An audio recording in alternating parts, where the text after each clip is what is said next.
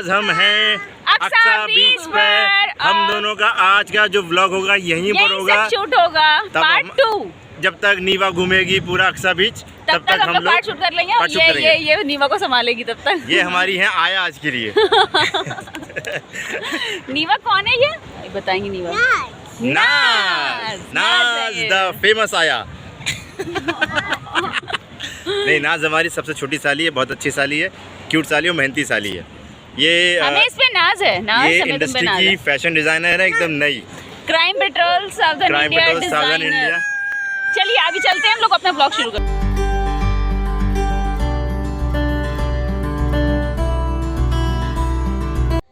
Hello guys, मैं हूं समा खान। मैं हूं सुनील शर्मा।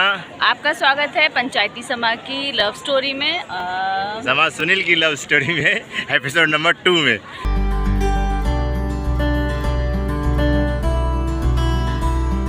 तो आज का ब्लॉग हम एपिसोड 2 जो है हम शूट कर रहे हैं अक्सा बीच से। तो अक्सा बीच दिखाओ पहले तो। अक्सा बीच दिखाओ। देखो अक्सा बीच का समंदर इतना दूर है क्योंकि बहुत, और जबकि हम इतनी दूर से आए, ये देखिए वो वहाँ से हम किनारा, वो देखिए हम लोग वहाँ से आए हैं और अभी इतना दूर जाना है, तो हम लोगों ने डिसाइड किया हम नहीं जाएंगे, यहाँ बीच में रुक जाएंगे और थोड़ा हम ब्लॉग बना लेंगे, अपना पार्ट 2 बना लेते हैं। समंदर बहुत पीछे है आज, इसके लिए सभी लोग आगे बहुत आए हुए हैं। सर हम अपना 2 एपिसोड स्टार्ट करते हैं। ठीक करते हैं। तो हमारा फर्स्ट एपिसोड एंड हुआ था इनको ब्लॉक होने से, तो काफ़ी सारे कमेंट्स आ रहे थे कि आगे स्टोरी बताइए, बहुत इंटरेस्टिंग है और कैसे ब्लॉक किया, फलाना फलाना फलाना, जल्दी एपिसोड 2 लाइए। तो पार्ट 2 इसलिए जल्दी हम लाए हैं क्योंकि आप बहुत ज़्यादा एक्साइटेड हैं। एक डायरेक्टर का मान का हानि हुआ था, उसको ब्लॉक किया गया था, उसको ओपन कैसे किया इन्होंने बताएंगी, ये बताओ। हाँ, तो अभी मैं बताती हूँ पार्ट 2 में कि मैंने कैसे अनब्लॉक किया। ये ब्लॉक हो चुके थे, तो फिर इन्होंने विकास से बात की कि यार वो लड़की तो इंटरेस्टेड नहीं है काम में, ऐसा वैसा इन्होंने मैसेज उसको डाल दिया था। विकास वो कोऑर्डिनेटर था, आर्टिस्ट कोऑर्डिनेटर जो लखनऊ में था, वो पार्ट 1 में हम बता चुके हैं। तो उसके बाद जब इन्होंने ये चीज़ बोली उसको, तो इनको पता थी मेरे तक आ जाएगी ये बात, इसीलिए उन्होंने बोली थी वहाँ पे। तो वो आया और उसने बोला कि अरे तुम्हें काम नहीं करना, ऐसा वैसा। ब्लॉक की बात इन्होंने नहीं बताई थी क्योंकि उनको भी अपनी इज्जत का ख्याल था, उसको ब्लॉक की बात नहीं बताई। फिर मैंने सोचा यार हाँ यार क्राइम पेट्रोल का डायरेक्टर है, उस टाइम मैं भी डायरेक्टर नहीं मानती थी, मुझे नहीं पता था नहीं बने। तो मतलब असिस्टेंट डायरेक्टर थे, मतलब बनने वाले ही थे, मतलब ऑलमोस्ट 1 महीने में बनने वाला था। हाँ।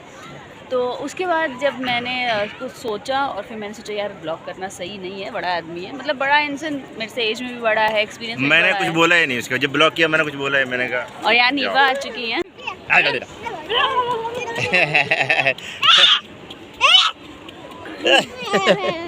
गुड्डू कहाँ जा रही हो? फिर उसके बाद मैंने अनब्लॉक किया इनको और नॉर्मल मैसेज डाला गुड मॉर्निंग का। तो इन्होंने बोला कि सॉरी समा, मैं जस्ट मजाक कर रहा था और मेरा कोई ऐसा इंटेंशन नहीं था, I am just kidding all of that. इन्होंने ये सारी चीज़ें बोली, देन मैंने कहा ठीक है, इट्स ओके, कोई बात नहीं। तो उसके बाद फिर हमारी बात स्टार्ट हुई जब इन्होंने बोला कि वो लड़की मानी क्या। तो फिर मैंने बोला नहीं सर वो इंटरेस्टेड नहीं है। तो बोले मेरे में इंटरेस्टेड नहीं। मैंने कहा आप में नहीं, वो किसी में इंटरेस्टेड नहीं है। फिर उसके बाद मैंने इनको टाल दिया और मना कर दिया। फिर भी हम बात कर रहे थे, मतलब ये मेरी फैमिली को जान रहे थे, मैं इनकी फैमिली को एज अ फ्रेंड। दिन में एक बार बात हो गई या 4 दिन में एक बार बात हो गई, ऐसे कोई वो बॉयफ्रेंड वाला जोन बिल्कुल नहीं था। उसके बाद जब हमारी काफ़ी अच्छी खासी बात होती रही तो मुझे कहीं ना कहीं मतलब एक जेन्युइन पर्सन लगे, अच्छे इंसान लगे।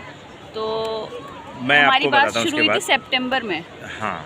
और इन्होंने प्रपोज़ किया मुझे अक्टूबर में पहली बार, मैंने मना किया। देन नवंबर में अगैन ही प्रपोज्ड मी। उसके बाद उस बीच में क्या हालात थे ये बता देंगे, फिर मैं आगे बढ़ती हूँ। हुआ क्या था उस बीच में, जब मैं इनको प्रपोज किया तो मुझे मालूम था इनकी मुस्लिम फैमिली थी। मेरी ऑलरेडी एक मुस्लिम गर्लफ्रेंड थी जो कि उससे ब्रेकअप हो चुका था मेरा। लेकिन मैंने फिर आगे, क्योंकि लाइफ में इतना काम था इतना, तो मैंने कहा यार अब ज़्यादा आगे बढ़ते नहीं है, उम्र भी धीरे धीरे भाई 28-30 का हो ही रहा था मैंने कहा शादी का हिसाब किताब बनाना है तो करते हैं शादी। मुझे ये मालूम था कि इनकी फैमिली मुस्लिम है।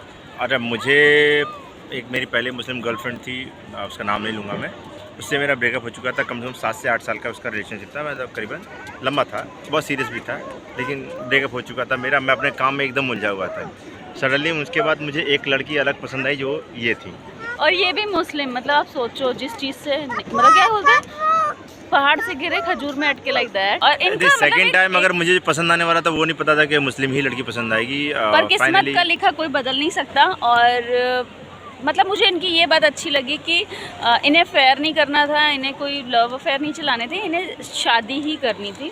भाई ये बात मुझे बहुत घर वाले पसंद आई। प्रेशर दे रहे थे, घर वाले बहुत सारी लड़कियों को फोटो दिखा रहे थे, लेकिन दिमाग में था यार लव मैरिज करेंगे, अपनी पसंद की लड़की और अपने फील्ड की लड़की से ही करेंगे, जो समझ रखे इंडस्ट्री की, क्योंकि इंडस्ट्री में बहुत सारी चीज़ें हैं। पर मैं तो थी नहीं इंडस्ट्री की।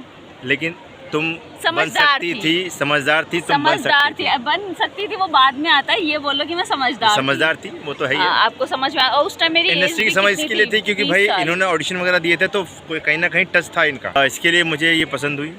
अब मेरा था एकदम भाई डायरेक्ट शादी की बात करना है, प्यार मोहब्बत वाली बात थी, क्योंकि मुझे मालूम इतना जो 3 महीने हो चुके थे मैं करीबन बात करते हुए, इतना समझ में आ गया था कि हाँ भाई चलो इनका क्या पसंद है क्या ना पसंद है, क्या इनको चीज़ें पसंद थी। तो मतलब इनके घर वालों के बारे में मुझे नॉलेज हो गई थी कि हाँ इनकी मम्मी क्या करती हैं, पापा क्या करते हैं, घर में कितने भाई बहन हैं, उनके बारे में सब नॉलेज हो गई थी। मेरी फैमिली, मुझे सारी चीज़ें पता थी। और शायद आप लोग भी मुझसे एग्री करेंगे कि किसी भी लड़की को वही लड़के पसंद आते हैं, बहुत 10% होंगी जिन्हें नहीं पसंद आते होंगे, 90% को वो लड़के पसंद आते हैं जो शादी की बात कर रहे हैं, ना कि घुमाने फिराने की। तो मैंने डायरेक्ट वही पूछा था, मैंने शादी करोगे तो बताओ करते हैं। तो फिर ठीक है, उसके बाद टाटा बाय बाय। उसके बाद जब नेक्स्ट मैं सोचा इस बारे में बहुत, नवंबर में जब इन्होंने प्रपोज़ किया तो दिसंबर थी 24 दिसंबर, तब मैंने इनको रात में 1:30 बजे फ़ोन किया।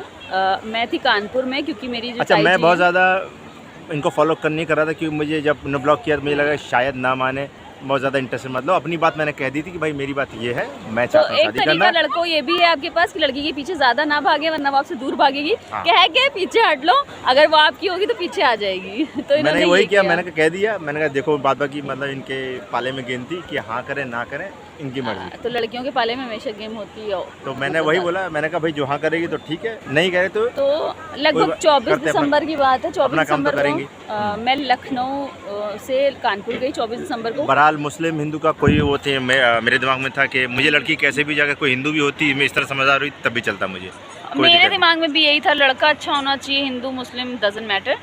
उसके बाद 24 दिसंबर की रात मैं अपनी दादी के यहाँ थी कानपुर में, क्योंकि मेरी ताई जी जो हैं वो क्रिश्चियन हैं, तो हम अक्सर न्यू ईयर मनाने और क्रिसमस मनाने वहीं जाते थे कानपुर ताई जी के घर। उसके बाद इन्होंने मेरा एक्सेप्ट किया प्रपोजल, किस तारीख को किया था मुझे याद नहीं है, इनको याद है 24 दिसंबर हो चुकी थी, 23 खत्म हुई थी, 24 लगी थी, जस्ट रात में 1:30 बज रहा था, क्योंकि मैंने इनको फ़ोन किया 1:30 बजे रात में, और ये शूट करीब 32 घंटे शूट करके आए थे रात में और सोए थे।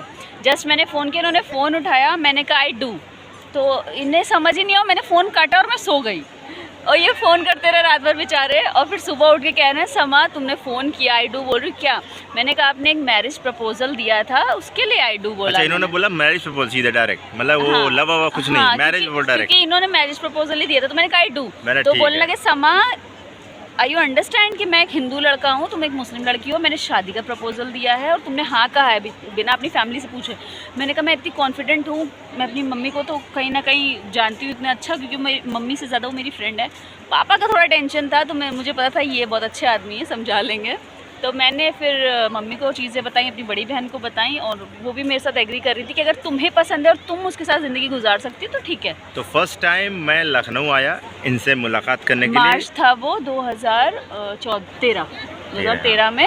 ये होली के लिए गोरखपुर जा रहे थे, पर मेरे लिए, सिर्फ मेरे लिए उन्होंने फ़्लाइट लखनऊ तक की ली, गोरखपुर तक की नहीं ली। और फिर हम लखनऊ में फर्स्ट टाइम मिले परिवर्तन चौक। चलो ये तो याद है, चलो ये तो फर्स्ट टाइम इनकी बड़ी बहन मिली जूनी खान, मेरे साथ ही आई थी, फिर मुझे छोड़ के रेस्टोरेंट में वो मिली चली उनसे, गई। तो उन्होंने शायद मुलाकात की, मैं अपने बुलेट पे था, देन मैं जब आया देन मुलाकात हुई, तो फर्स्ट टाइम इनको देखा इनके था। चाचा जी रहते हैं लखनऊ में, तो ये उनके घर पहले गए और फिर बुलेट लेके मेरे पास आए थे। परिवर्तन चौक पे एक साझा चूल्हा करके है, जो लखनऊ में रहते हैं उन्हें पता होगा। अच्छा, एक्टिंग वाइज बता दूं, एक्टिंग वाइज फिर मैंने इनको नहीं लिया, किसी और को लिया था, क्योंकि मुझे नहीं करना था वैसे क्योंकि भी। इनको मुंबई नहीं आना था, लेकिन बाद में हाँ। मुंबई घूम रही है आजकल। वो आपको आगे की चीजें बाद में बताएंगे एपिसोड 3 में, पार्ट 3 में। अच्छा, पापा को कैसे मनाया और इनकी फैमिली को कैसे मनाया, मतलब मेरी फैमिली कैसे मानी, और मैंने अपने पापा को कैसे मनाया, और मेरे पापा को इन्होंने इनके मनाया, पापा को कैसे मनाया मैंने, वो सारी चीजें आपको पार्ट 3 एपिसोड 3 में मिलेगी। वो बहुत इंटरेस्टिंग है पार्ट भाई, इसलिए क्योंकि वो मनाना एक वो आप सुनेंगे तो आपको बहुत मजा आएगा और बहुत हंसी भी आएगी। वो ट्रिक आप भी आजमाइएगा, क्योंकि इनको मुंबई लाने का मकसद मेरा क्या था वो बता दूंगा आपको मैं, क्योंकि पार्ट 3 में बताएंगे, अभी हम डिस्क्लोज नहीं करेंगे। चलिए गाइस, मिलते हैं पार्ट 3 में। कीप वॉचिंग पार्ट 3 और वीडियो को लाइक कर दीजिएगा, सब्सक्राइब कर दीजिएगा, कमेंट करिए और शेयर कीजिए और बेल आइकन को बना कभी मत भूलिए और समा सुनील की लव स्टोरी को ऐसे ही प्यार दीजिए और नीवा को भी ऐसे ही प्यार दीजिए। तहे दिल से शुक्रिया, धन्यवाद, बाय बाय। बाय। नीवा मम्मा के पास, मम्मा के पास, कम कम कम कम।